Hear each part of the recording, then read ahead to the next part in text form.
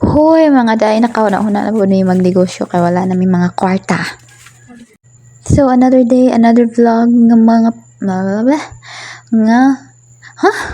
another day, another vlog nga magplano nga magnegosyo diri sa Dumaguete. Okay, ano pala yung viewers? Hi guys. Hi vlog. Welcome to our guys. Hindi dala maganda. Hindi man makita. Hi guys. I-voice over na lang mo ang video. So, naluto na ang ginanggang. Tapos ito, i-voice over na lang ni. Og mag-voice over na pod ko kay wala na ko'y masulti. Ana nga time. Mao din ako mga roommate no. So si Jenna ang tigpaypay, si Grace ang tigbantay sa mga maluta. Ako tigbantay sa margarine. So ang tulo kay naluto naman ato nang butang siya sugar. Ngit-ngit man atong vlog guys. Pero nindot jud kaya mo ang background no. Ayun na ang bata ng mga nilayhay dira ha kay di din mo. Mabuli namin sa okay ra na. Mahilaw or makuan, okay ra na. So, hindi ni siya hilaw guys. Luto ni siya.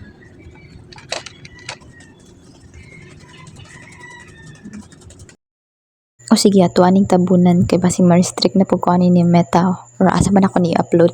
By the way, na ako YouTube, na ako TikTok, and then i-upload pala ko siya sa Facebook. So, the same na sila tanan, Milky Way na sila tanan, pangitaran na ninyo sa YouTube. Ay, Milky Way ba? Basta na i-Milky. Sa YouTube, sa TikTok, sa Facebook. Like and subscribe mo guys. Char! Oh my gosh. Feeling. Pero wala na ko yung masulti ani.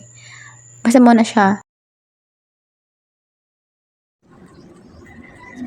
After 24 hours. Gapay-pay gapon. Last na ni sila no? 5. Last batch. 2 na ka batch. Kim Arda.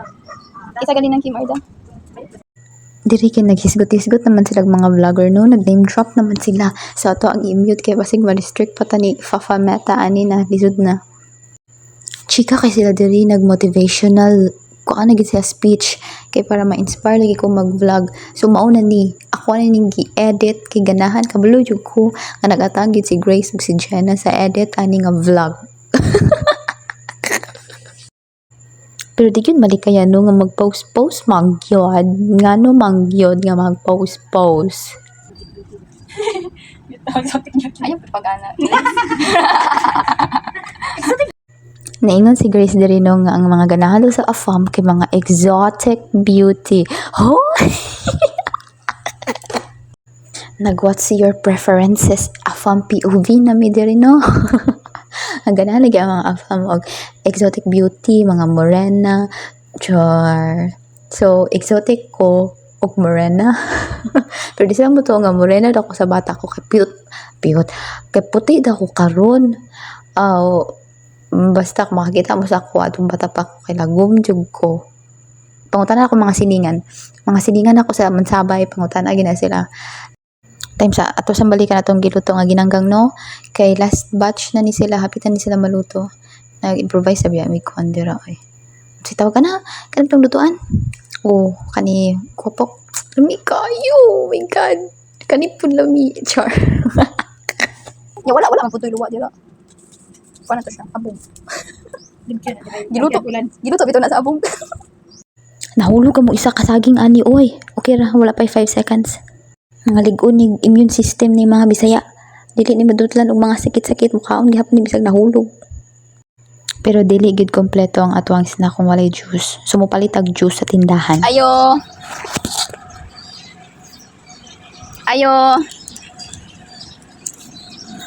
May tawo, walay nga. Matiyok. Walang may ice. Nasty. Not sponsored by youth. Brown out man good. Mau mag-juice. Nasty. Pila na? 5. Dala. Smelting. Smelting. Tapos mo ko. Drink ako sa kasi. Pagkaig Igang gid aning Dumaguete ay, grabe. Mura kag malanay sa kaigang, pero flat, grabe ka flat. Huy, naunsa naman na eh. Pero bahala o diha ay, sa mauna na. 6 a.m. to 6 p.m. di ang brownout na no, so kana mga alas 3, hapit may wala ka plate og ice kay nalanay na, may gani kay naay gamay nabilin. Here's the ginanggang dili maklaro, mahuwad pa. Feeling satisfied. Craving satisfied na daw si Jenna. Kay 1 month pregnant. Ay, daw tayo. May kalamay dali. Sa mga wala pa nakani diri sa Dumaguete no, dahil gikan bitaw Mindanao, naay mga gamay nga mga words nga lahi sa ato ah. Example sa ato ang sugar, like brown sugar kay asukal man na siya or unsit tawagan niya na. Ang tawag nila diri sa Dumaguete kay kalamay. Nya nga tong kalamay biya kay katong murag itong nga latik, mao na to ang kalamay. Diri kay kuan na nila, brown sugar ala ang kalamay. Para sa ngipon, ang ngipon dila diri kay tango. So, ambot tango, deeper, Bisaya man dagmay na siya. And then ang Dumaguete kay di ba known for the city of gentle people. Muding gentle kay hinay kisa mo istorya. Di lahi bitaw sa Mindanao nga murag isog pa sa ni ako anto no. Isog kayo paminaw. Feeling na ako kay hinay kay ko mo istorya pero pag human ako paminaw ning voice over kay isog hindi kayo no. Lahi re. Samok.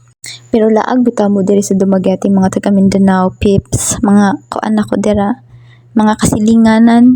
Laag mo diri sa Dumaguete mga kuan na siya mga 3.5 hours if barko dapitan to Dumaguete.